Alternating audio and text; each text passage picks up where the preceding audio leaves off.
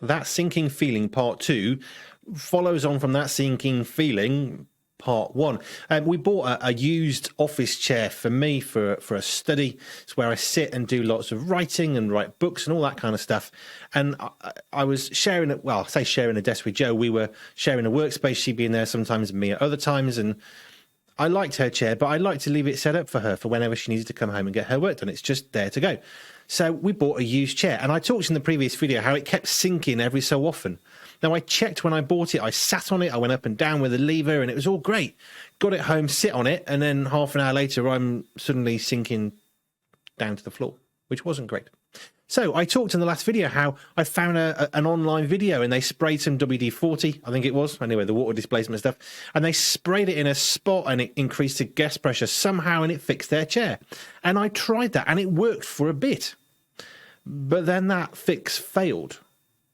And so often in life, we try these easy, quick fixes, and they're really not quick. They might be easy, but they don't actually solve the problem. So I invested in the end. I went online and I bought a gas cylinder, a brand new replacement one.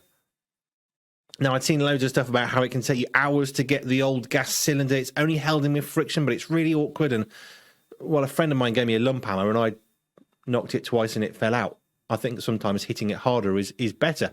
And that got me thinking about that sinking feeling part 2. How often do we go for the easy, quick fix? We go to God and say, Lord, I want to fix this part of my life, but can you do it in the next 2 minutes because I'm kind of busy for the rest of the day? How often do we do that? How willing are we for the really good long-term fix? Losing weight, classically, if you lose weight really, really fast, you're going to put it back on really fast too. So as much as losing weight is great, and sometimes there's a good need for that, the better way is to go slower because it's got longer term effects. We want the quick fixes in life, but are we willing to invest in what we need to do in order for those long-term fixes? When we come to God and say, Jesus, please help me with this thing in my life, are we just waiting for that quick fix, sticking a plaster on it and all be good? Sometimes we've got a cut on an arm, and a bit of antiseptic cream and a plaster or a Band-Aid is not going to fix it. We need to go to hospital, and they need to clean the wound, and maybe it's infected, or we've got some foreign item in there. It's a splinter of some sort.